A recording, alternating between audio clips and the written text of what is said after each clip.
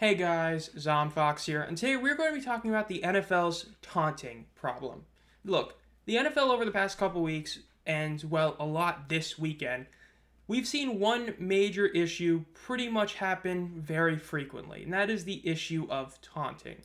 Now, this is not the taunting where it is a clear deserved penalty. A guy went right up into somebody's face to basically showboat about a play they made. We're talking about very borderline or practically non-issues that are becoming taunting penalties that are hurting teams, hurting players, and getting guys fined. And so we're going to go in depth in this one. Now, quick apology for the background of the room. If you see the paint looks really weird, I'm in the middle of painting the room, so I've just kind of cut it in, so apologies for that. But in terms of the NFL's taunting problem, let's get started with the actual rule for taunting. Now, taunting falls under the unsportsmanlike conduct penalty, right? We've seen that, that's what it's called now. So when you look at it, this is from the direct rulebook. Now, all of these, and there's a lot more things, but the main ones you want to look at are stuff that kind of starts around, starts with like a round letter B, right? Using abusive, threatening, or insulting language or gestures to opponents, teammates, officials, and representatives of the league. That makes sense in some degree, right? You shouldn't be able to just go outright curse out an official, though to the other players, I think that's a bit weak. Now, using baiting or taunting acts or words that may endanger ill will between teams, that's pretty much like taking things a bit too far. That's understandable. Now, any violent gesture or act that is sexually suggestive or offensive, let's just say we're going to come back to that very later in the video on just how hypocritical that rule is in this book. And of course, the fact that that is a very subjective thing, as some people wouldn't necessarily say something is super bad or super not. Now, E, unnecessary physical contact with a game official. Yeah, we know that that's a classic that, it is in the game, but that's not one that matters right now.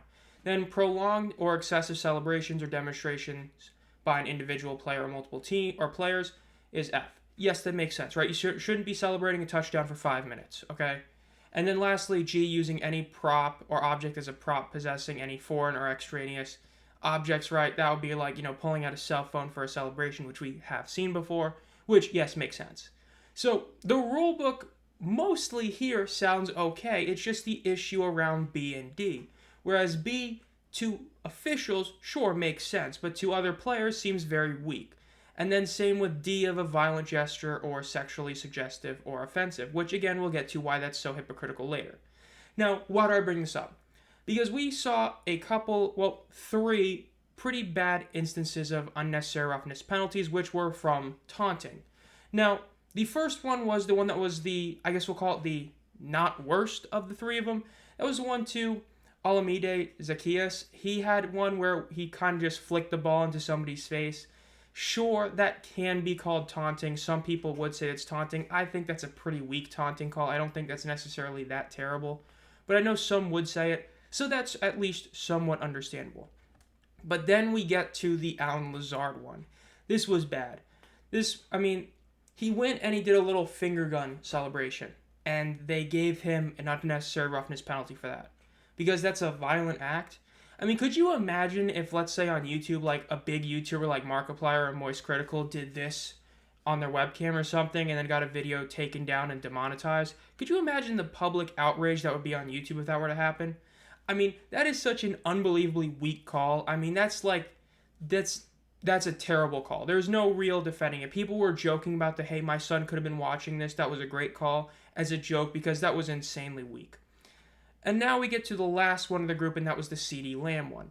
CeeDee Lamb on Thursday night had this huge touchdown, and they basically gave him a flag for, I don't know, because he kept looking back at a player, I guess, wrong, because he, tried to, do a gesture that was totally okay. I never thought doing this is like a terrible thing, but apparently it is, right? Again, weak calls. So as you can see, those went from the somewhat understandable in the Zacchaeus one to the outright insane in the CeeDee Lamb ones.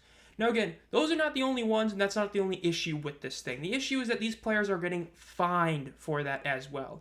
They are essentially getting hit with double jeopardy. They are getting punished once with the penalty, and then they are getting punished a second time with fines. Now, some of these guys don't get penalized, but then get fined, right? Malik Neighbors got $28,000 of fine money, because he did a couple of celebrations with guns which weren't even remotely bad, especially the one that was, the main one that got shown. That's somebody who's supposed to be this, huge rising star player, and doing this is not a great way to, get publicity for him. Then Drake London did a much more egregious, gun-like celebration, but still a weak overall call and all that, which did get unsportsmanlike, and he got fined $14,000. These guys shouldn't be fined for this. If you're going to penalize them and fine them, that's just outright insanity. If you want to do one or the other, that's fine. The reason I say that, guys are actually causing injury and are getting fined less.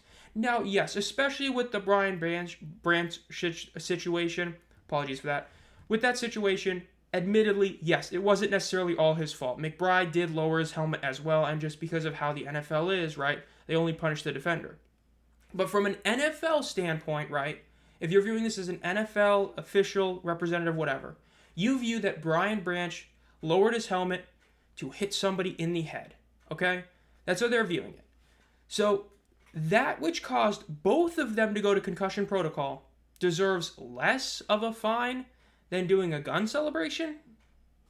That doesn't make sense to me, because you're actively harming, you're actually endangering players versus a celebration. That doesn't make sense.